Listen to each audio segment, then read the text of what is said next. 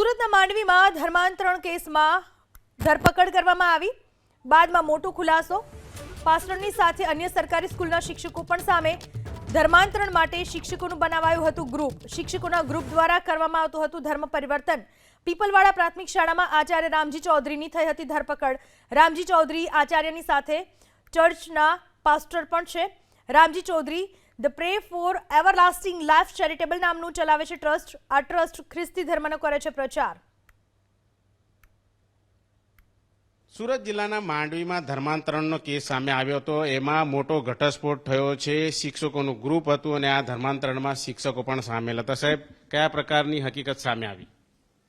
અગાઉ જે મે મહિનામાં ગુનો દાખલ થયેલો એ ગુનામાં પછી નવી વિગત એવી આવેલી કે જેની અંદર ધર્માંતરણ પણ પીડિતાનું થયેલું છે. એના આધારે તપાસ ડીવાયએસપી શ્રીને સોંપવામાં આવેલી. અમારા માંગરોળ ડીવાયએસપી શ્રી વનાર એની તપાસ કરી રહ્યા હતા અને આ સમયગાળા દરમિયાન જે ચેરિટેબલ ટ્રસ્ટ દ્વારા કામ કરવામાં આવતું હતું એ ટ્રસ્ટના પ્રમુખ રામજીભાઈ ચૌધરી જેમની ધરપકડ કરવામાં આવેલી અને નામદાર કોર્ટમાંથી એમના 5 દિવસના રિમાન્ડ મળેલા.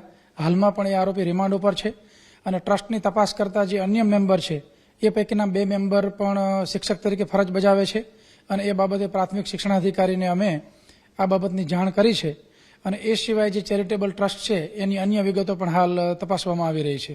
સાહેબ, સ્ટીરોઇડનો જથ્થો કબજે કરાયો કે શું ઉપયોગ કરાતો હતો, કઈ રીતે? એમના જે સન છે એ હોમિયોપેથિક ડોક્ટર છે અને અમુક પ્રકારની એલોપેથિક દવા એમને ત્યાંથી મળેલી છે. એ બાબતમાં મેડિકલ ઓફિસર સાથે સંપર્કમાં છીએ. કોઈ દવાઓ પ્રોહિબિટેડ છે કે કેમ એ બાબતની તપાસ થશે અને એલોપેથિક દવાઓમાં એને કયા પ્રકારની મંજૂરી હતી કે કેમ એ પ્રકારની પણ તપાસ કરી રહ્યા છીએ. સાહેબ, ધર્માંતરણમાં શિક્ષકોની સામેલગીરી કેટલી ગંભીર બાબત છે? ખુદ શિક્ષક થઈને આ પ્રમાણે કરતું એ બાબતે અમે પ્રાથમિક શિક્ષણાધિકારીને ધ્યાન દોરેલો છે એટલે એ એમના ડિપાર્ટમેન્ટ લેવલે પણ કોઈ પગલાં લેવાના થતા હશે તો યોગ્ય કાર્યવાહી કરી શકે. બિલકુલ ઘટસ્ફોટ થયો છે. શિક્ષકોની સામેલગીરી સામે આવી છે અને જે પ્રમાણે અત્યારે હાલ તપાસનો દોર ચાલુ છે ત્યારે વધુ તપાસ બાદ મોટા ખુલાસાઓ થશે. કેમેરામેન રાકેશ પાનવાલા સાથે ધનરાજ બાગલે, એબીપી અસ્મિતા, સુરત.